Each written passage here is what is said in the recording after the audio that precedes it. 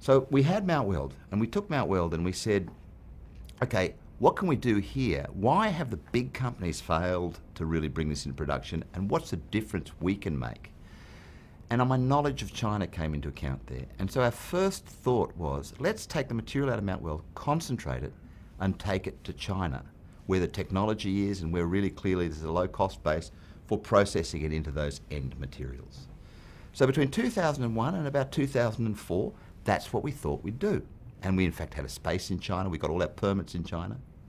The process had been permitted in Australia before, but the economics of doing it in Australia were very difficult. So we then went and reapplied and got all our permits to do this in China.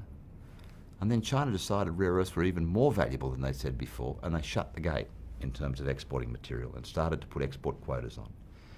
And then it occurred to us, well, it's madness to take this material to China and not be able to re-export it out of China, because our whole business strategy was to supply the non-China market.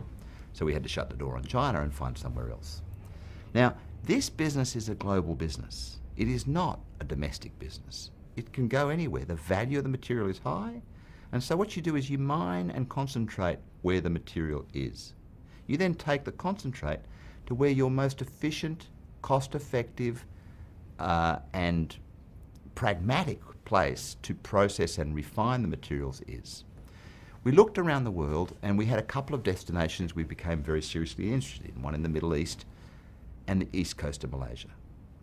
We've all forgotten the tiger economies of the 1990s, but there's massive infrastructure in Malaysia associated with the boom of Southeast Asia in the 1990s.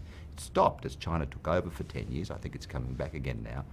But we found on the east coast of Malaysia a wonderful platform of industrial capacity that was based on the gas and oil fields off the east coast of Malaysia, and the use of those for plastics products and stems and so on.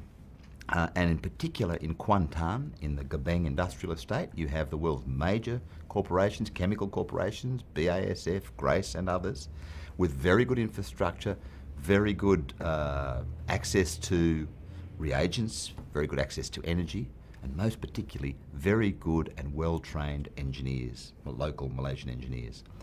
So we thought this is very attractive. We spoke to the Malaysian government. They made it particularly obvious that they were interested in the next major development on the east coast. There'd been some level of stagnation for 10 years in that part of the world in terms of major industrial development because everybody left after the Asia crisis. Everybody left that part of the world and went off to China. So they made it really importantly worthwhile for us to come back to Malaysia.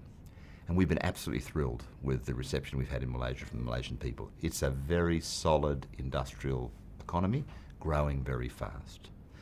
Malaysia is moving up the value chain. Malaysia, the 2020 vision, is about technology, science and knowledge developing the economy. And it's right. The way out of poverty is education, science and technology. We're bringing that, and we're helping develop the 2020 vision for Malaysia.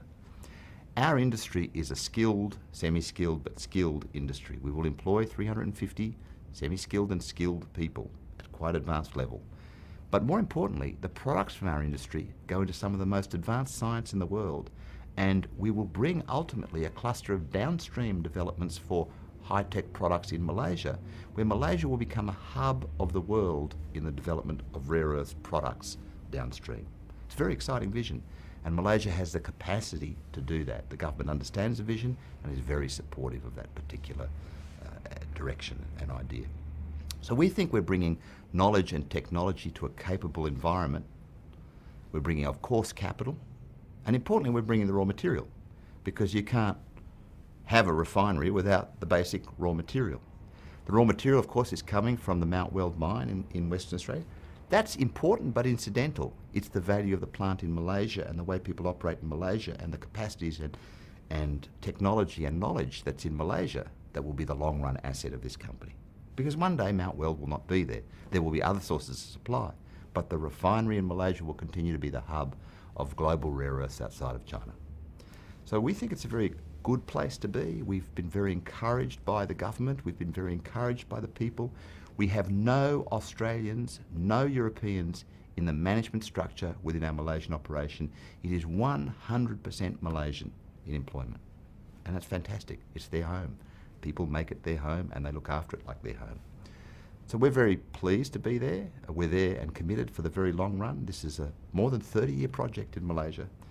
It's the largest Australian industrial development in Malaysia, and Malaysia was chosen out of basically, let's call it a global talent quest, where we went around the world looking at where we thought the best combination of circumstances and the best destination would be for a most important capital investment for the company.